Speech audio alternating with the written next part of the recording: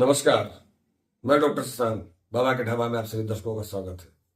आज विश्व विकलांगता दिवस है और पहले के जमाने में कहा जाता है कि विकलांग होना अपराध होता था, सामाजिक अपराध के संज्ञा में लोग कहते थे और बड़ी हेदृष्टि से देखते थे। लेकिन बदलते दौर में जहाँ व्यवस्थाएं बदली है, सरकार बदली है, उसी तरह शासन प्रशासन भी बदला है।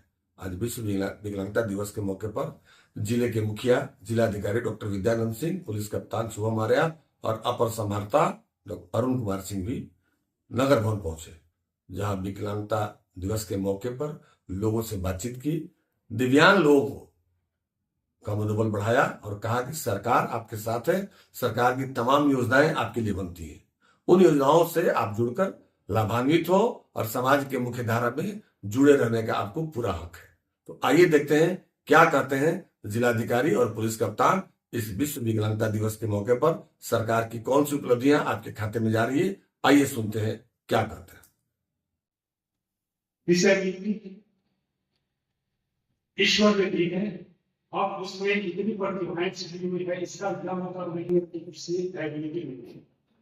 हर डिसेबिलिटी में कुछ ना कुछ एबिलिटी है और साथ साथ एक परमानेंट है, पढ़ाई है, वो तो डिपेंड करता है कैसे बाहर निकलते हैं, किसी कारण एक्सीडेंटल एबिलिटी हो गई। लेकिन हम लोगों को कभी भी हौसला नहीं छोड़ना चाहिए। जो रिसोर्स पर्सन से टीचर है, वो जो उनको बच्चों को पढ़ाते हैं या जो उनको मोटिवेट करते हैं, तो हर क्षेत्र में चाहे वो लोग मोटिवेट हो, स्किल्स का हो, बल्कि मुझे किसी टाइप का हो, उनमें कुछ न कुछ प्रतिभाएं छिपी रहती है और उन प्रतिभाओं को ही उजागर करना आप लोगों का शिक्षा विभाग नहीं एक आज के दिन को एक संकल्प यह भी लेना चाहिए, क्योंकि बच्चे दिव्यांग हैं। इसके सामने कहा कि ईश्वर को स्वरूप माना जाता है और लोगों को याद रखा है। उसी पहले इसकी परिभाषा एक टर्मिनोलॉजी अलग था, इनको विज्ञान बोला इसको टर्म रिप्लेस करना है और ये ईश्वर और इसलिए इनको विज्ञान तक श्रेणी में जिस श्रेणी में हो तो लोकोमोटिव को सबसे मार्मिक परिस्थिति मैंने देखा अभी। लेकिन जो बच्चे सुन नहीं सकते वो अपने टीचर हैं, उनके जो पढ़ाई है, उनके बॉडी लैंग्वेज और उनके इशारों पर उन्होंने अपना ब्रेकअप स्पीच किया, ब्रेकअप का डांस किया, ये अपने एक्सप्रेशन होती है। तो आप लोगों से मेरा रिक्वेस्ट होगा कि आप अपनी प्रतिभाओं को समझें। और आज ऐसी स्थितियां आ गई है कि आप लोग देख रहे हैं कि देश की जो सर्वोच्च है उसमें भी डिसेबिलिटी जो डिसेबिलिटी है उसमें कैंडिडेट सिलेक्ट होगा बिहार में।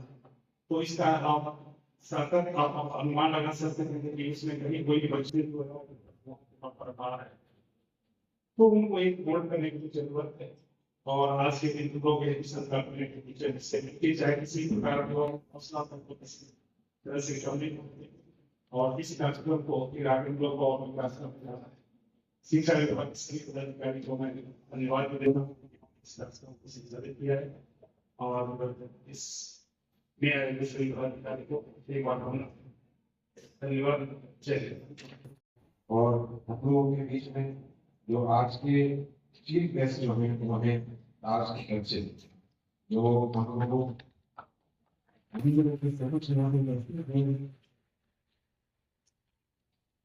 और उन लोगों ने हमारे साथ एक स्टेज भी आज साझा किया है।